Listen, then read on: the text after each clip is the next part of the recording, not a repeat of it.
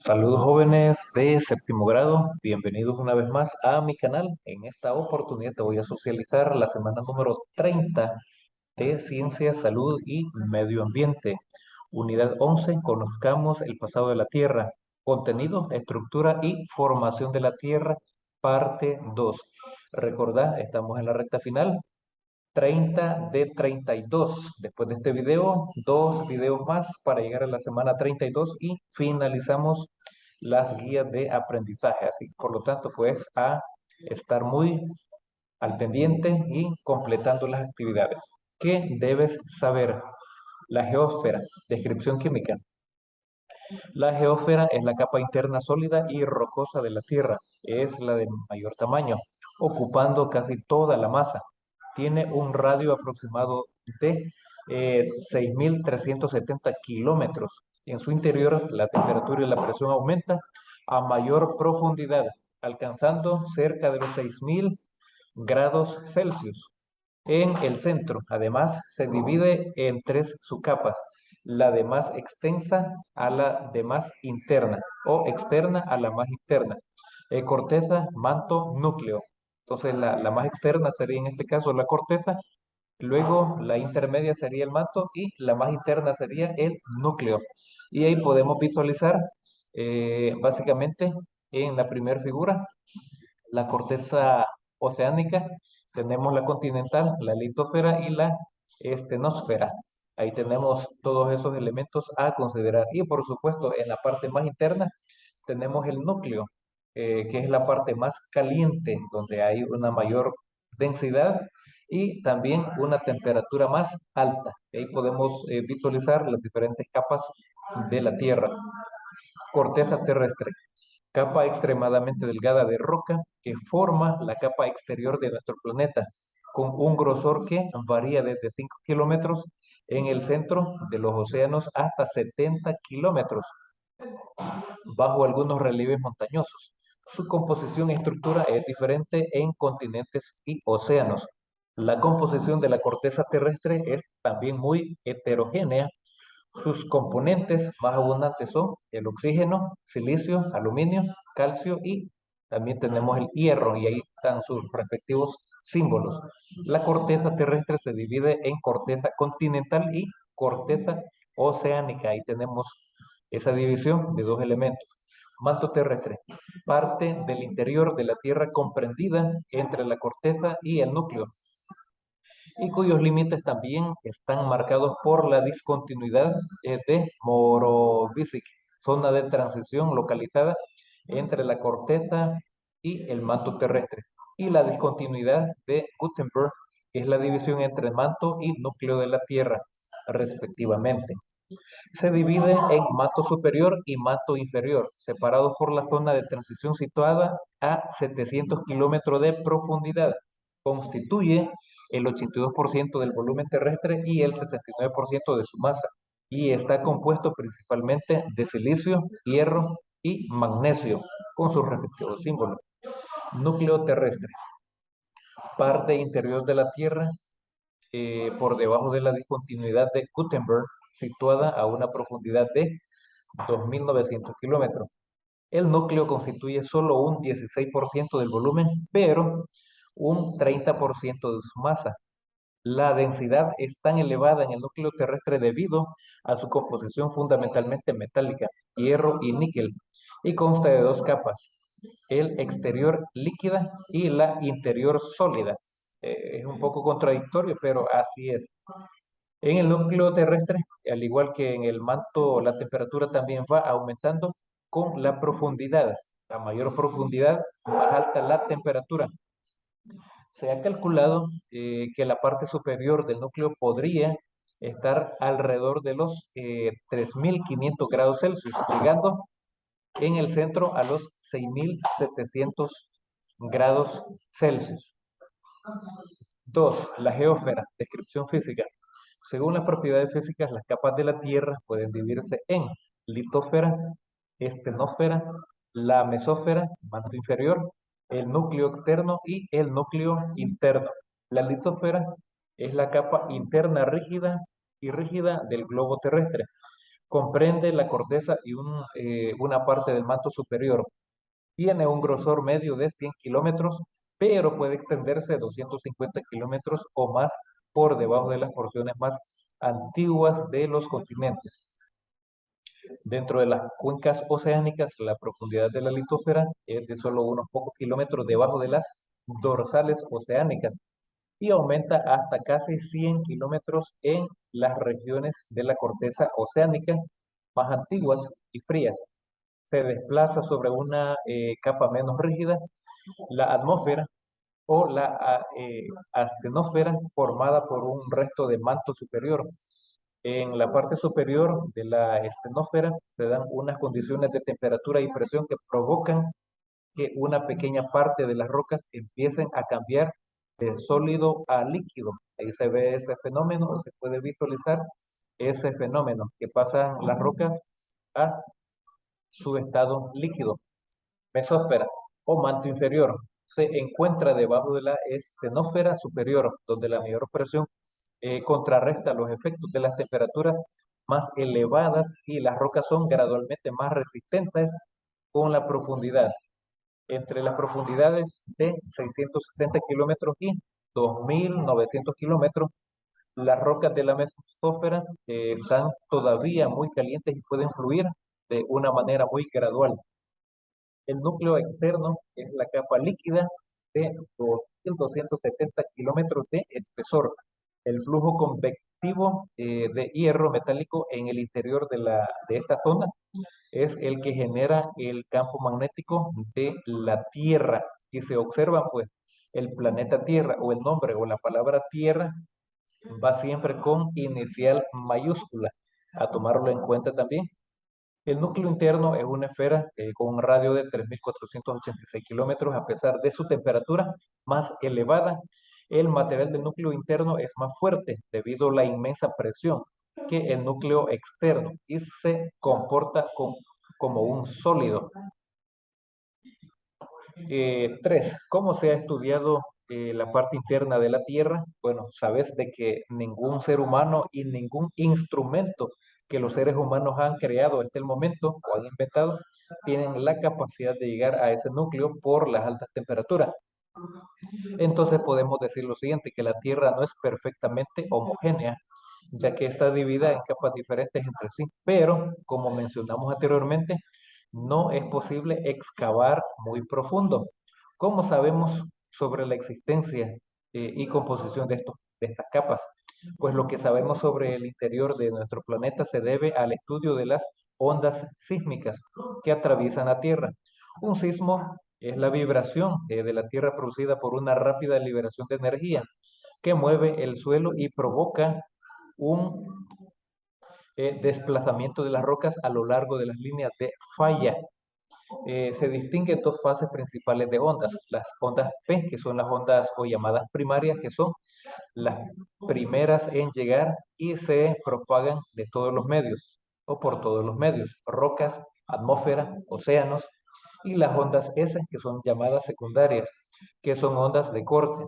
Se transmiten solamente en los sólidos, es decir, en las rocas. El hipocentro es un sistema o un sismo en el cual donde se produce, y el epicentro es el punto que se encuentra vertical del foco sobre la superficie de la Tierra, y lo vamos a visualizar en la figura número 2. El hipocentro de los sismos se sitúa en la corteza terrestre, hasta cerca de 20 kilómetros de profundidad en las regiones continentales y con espesor de algunos kilómetros bajo el fondo marino. Por lo tanto, son relativamente superficiales. Los sismógrafos registran las ondas principales y secundarias, permitiendo calcular la velocidad de propagación que depende de la naturaleza de las rocas encontradas a su paso. Si la Tierra fuera homogénea por dentro, las ondas viajarían en línea recta a velocidad constante. Este es un dato, pues, estadístico matemático. Por tal razón, pues, se ha llegado a esa conclusión desde el epicentro hasta cualquier punto de la superficie de la Tierra. Pero existen variaciones de la velocidad de las ondas primarias y secundarias con la profundidad. cambios bruscos en la velocidad media de las ondas delinean las características principales del interior de la Tierra a una profundidad de unos 100 kilómetros. Un marcado descenso de la velocidad de ondas corresponde a la parte superior del canal de baja velocidad. Se producen otros dos cambios de las curvas de velocidad en el manto superior a profundidades a unos 410 y 660 kilómetros. El descenso brusco de la velocidad de las ondas primarias y las secundarias, a ausencia de las ondas secundarias a 2.900 kilómetros, marca el límite nucleomanto, así se le llama ese término, nucleomanto. El núcleo externo líquido no transmitirá las ondas secundarias y la propagación de las ondas primarias disminuye de velocidad dentro de esta capa. Cuando las ondas primarias entran en el núcleo interno sólido, su velocidad aumenta de nuevo y ahí podemos visualizar en la figura número 2 la trayectoria de las ondas primarias y secundarias dentro de las capas de la Tierra, donde podemos observar con el color negro las ondas primarias, que son las primeras en llegar porque se movilizan generalmente en la parte más sólida. Y con el color rojo podemos visualizar las ondas secundarias, que estas vienen después. Luego tenemos el numeral 4, cómo se producen los sismos. Lo que producen los sismos es el movimiento de las placas tectónicas. Cuando dos placas que transportan corteza continental colisionan, la Tierra se pliega formando grandes cordilleras. Las placas que no colisionan frontalmente, sino de forma paralela, se empujan unas contra otras formando una línea de falla.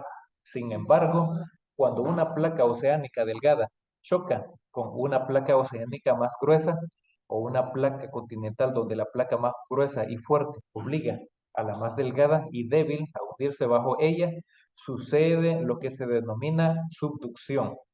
Durante la subducción, la placa más grande o la placa más gruesa se fractura y se dobla a lo largo de la zona de impacto. Las rocas entonces pueden soportar mucha presión, pero traspasado cierto límite se rompen. Es entonces cuando se libera energía y se originan las ondas sísmicas, las placas litosféricas o placas tectónicas en que se dividen la superficie de la Tierra. Son 12, pero existen 7 placas principales. La placa norteamericana, la sudamericana, la africana, la antártica y la pacífica, que esas son las principales. El Salvador, por supuesto, se encuentra ubicado entre placas tectónicas llamadas placa de Cocos y placas del Caribe.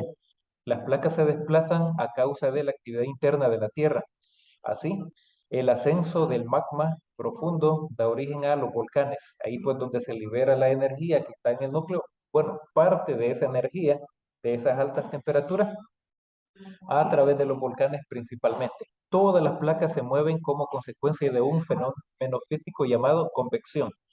La materia fría desciende, mientras que la materia caliente asciende. Desciende, baja, asciende, sube. En el manto terrestre, las partes profundas son calientes, mientras que en el manto superior es más frío. Entre estos movimientos verticales, la materia circula horizontalmente en la estenósfera, causando el movimiento de las placas en la superficie. La convección provoca el ascenso de magma caliente, más ligero que procede del manto, ese núcleo. Una vez que se ha elaborado esa síntesis, jóvenes de séptimo grado, pasamos al ponte prueba. Ya tenemos la clave de respuesta. No me voy a entretener tanto en esto. Sin embargo, tenemos las actividades de la semana, que es el resuelve. Aquí pues se va a elaborar un sismógrafo y te invito a que leas todos los pasos, pero algunos materiales que vas a necesitar son, por ejemplo, una caja mediana, un cuaderno, una cuerda delgada, tijeras, un clip, papel bond, tamaño oficio, un lapicero, cinta adhesiva, objetos pesados como uno grande como un salero y otro pequeño como tuercas o piedras pequeñas. Y ahí están las indicaciones, 4 indicaciones fundamentales No le voy a dar lectura porque sé que tú tienes la guía en digital o también en PDF, pero sí me voy a entretener un poco más aquí en la figura, por ejemplo. Esta es la idea de cómo lo vas a elaborar. La figura número 3, el sismógrafo. Pero una vez que lo has hecho, con esos resultados se van a responder 4 preguntas. Y esas preguntitas te las socializo a continuación. Número 1, obtuviste las mismas líneas con los 3 movimientos. Eh, Muestra las líneas que se formaron y ahí está. Entonces la respuesta es no. Las líneas fueron diferentes y ahí están. Dependiendo del movimiento, así van a ser las líneas que se van a ir dibujando. Pregunta número 2. Identifica y señala en cada sismograma las ondas principales y secundarias. Ahí está. Las primarias son las que vienen primero porque estas se desplazan, esas ondas se desplazan por los sólidos, por las rocas. Entonces son las que llegan primero y esas vienen un poco más suaves. Y luego tenemos las ondas secundarias y ahí pues lo podemos visualizar de esa manera. Pregunta número 3. ¿Cuáles son las capas de la Tierra según sus propiedades físicas? Pues ahí tenemos la litósfera, estenósfera, mesósfera, núcleo externo y núcleo interno. Y la última dice, ¿por qué se dice que el núcleo interior es sólido, mientras que el núcleo externo líquido, si no es posible ir al centro de la Tierra? Como lo dijimos anteriormente, es imposible para el humano y para todo lo que ha inventado o creado que llegue por esas altas temperaturas. Pero por los estudios científicos realizados donde las ondas primarias se transmiten por todos los medios, especialmente por los sólidos, pues se ha llegado, digamos, a esa deducción, es una conclusión por los pasos del método científico que se han desarrollado. Además, por la densidad que es tan elevada en el núcleo terrestre debido a su composición fundamentalmente metálica. Entonces, por esta razón, pues se puede decir de que el interior pues es sólido y el núcleo externo pues es líquido. Es así, jóvenes de séptimo grado, como te socializo la guía o sí, la guía de aprendizaje número 30 de ciencia, salud y medio ambiente. Te animo a echarle ganas. Ya vienen quedando 2 guías de aprendizaje más para llegar a la número 32 y así finalizamos básicamente el año escolar. Espero que sea de mucha utilidad, jovencitos. Nos encontramos en la próxima.